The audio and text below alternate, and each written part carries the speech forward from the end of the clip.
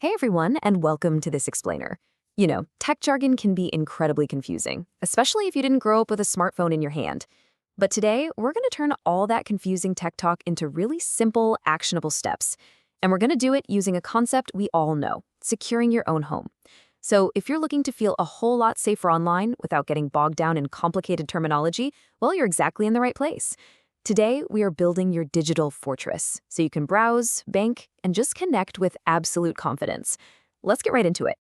Okay, so here's our agenda for today, exactly how we're going to build that digital fortress together. Number one, why you are a target. Number two, spotting the sneakiest scams. Number three, securing your digital house.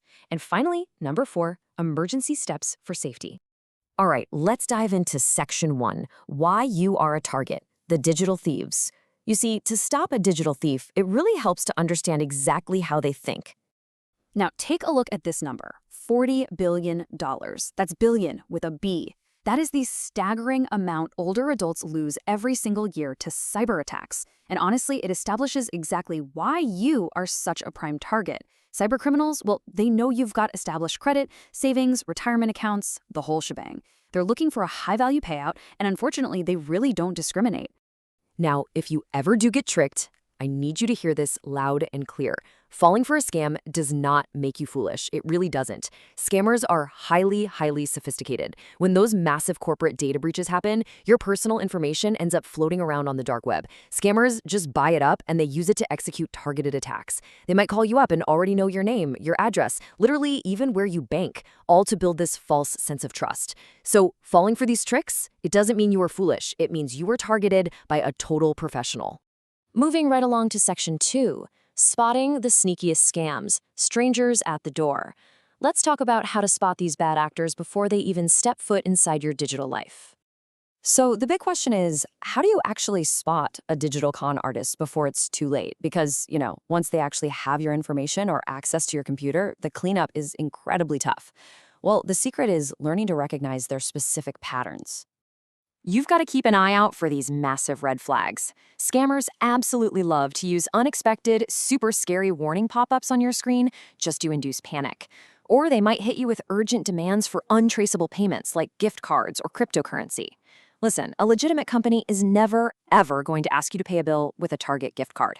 Just no way. You might also see fake Amazon invoices for stuff you literally never bought. Or, get this, a totally random text message that just says hi. That's actually the start of a long-con trust scam they call pig butchering. But honestly, their biggest weapon of all is pressure. They want you to act so fast that you don't even have time to call a trusted friend for advice. So what if a terrifying pop-up does appear, claiming your computer has a massive virus or your bank account is locked? First off, take a breath. Don't panic. Just follow these 3 super simple steps to slam the door in their face. Step 1, do not click anywhere on that pop-up. Step 2, absolutely do not call the phone number on the screen. And step 3, simply close your web browser. Or, if it's completely stuck, just fully restart your computer. The fake warning will vanish and you remain perfectly safe. It's really that easy. All right, let's head into section 3, securing your digital house, locks and keys.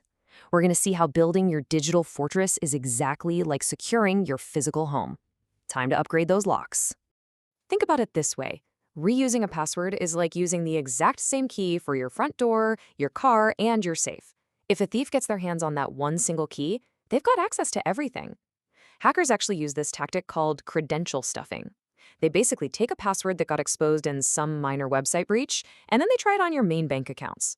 But if you use unique passwords, a totally different key for every single lock, you stop that domino effect entirely. If one minor account gets breached, your important stuff stays completely locked down. And hey, to manage all these keys effortlessly, a secure password manager is absolutely going to be your best friend. And to really fix that single point of failure, we use something called two-factor authentication, or 2FA. Just think of 2FA as a heavy-duty deadbolt for your online accounts. It means that even if a cybercriminal somehow steals your password, they are still met with a locked door they simply cannot open because they need a second piece of information. Okay, so here's how simple 2FA actually is in action. Step 1, you enter your password. Step 2, you get a unique code sent straight to your phone. And step 3, you type that code in to safely unlock the door. See, it relies on something you know, your password, and something you physically have, your mobile phone. A hacker sitting halfway across the globe might steal your password, for sure, but they don't hold your actual physical phone in their hands, so they're completely locked out. Honestly, it takes maybe 3 extra seconds of your time, but it provides just a massive amount of peace of mind. And the really cool news? We are actually moving toward a completely password-free future with these things called passkeys. Basically, instead of typing a password at all, you log in securely using your device's built-in face scan, your fingerprint, or a PIN. Because this passkey lives securely on your physical device and not on some random company's server, there is literally no password for a cybercriminal to steal. It is incredibly convenient and vastly more secure. A real game changer. Let's move to our final part, Section 4, Emergency Steps for Safety, when the alarm sounds. Look, mistakes happen to the absolute best of us. So let's talk about exactly what to do if you realize you've accidentally let a digital thief inside. We want to minimize that damage fast. If the worst does happen, here is your emergency checklist. Keep this in mind. If you're on the phone with a scammer and suddenly realize they have remote access to your screen, immediately turn off the computer. Don't worry about shutting it down the proper way. Just hold down that power button or literally pull the plug from the wall to sever their connection. Next, whatever you do, do not use a compromised email to send messages. Pick up your physical phone and call a trusted tech pro, a family member, or a friend. And finally, for those of us who aren't actively opening new credit cards all the time, freezing your credit with Equifax, Experian, and TransUnion is a fantastic, super low inconvenience way to stop identity thieves right in their tracks. Plus, don't forget to report the fraud to the FTC and your bank. So if you take absolutely nothing else away from our explainer today, I want you to remember this one thing.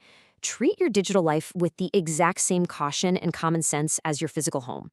You would never just hand your house keys to some random stranger who called your phone, right? And you definitely wouldn't leave your front door wide open while you went on vacation. If you just apply those exact same real-world instincts to your online life, you are going to outsmart these scammers every single time. Which leaves me with one final question for you.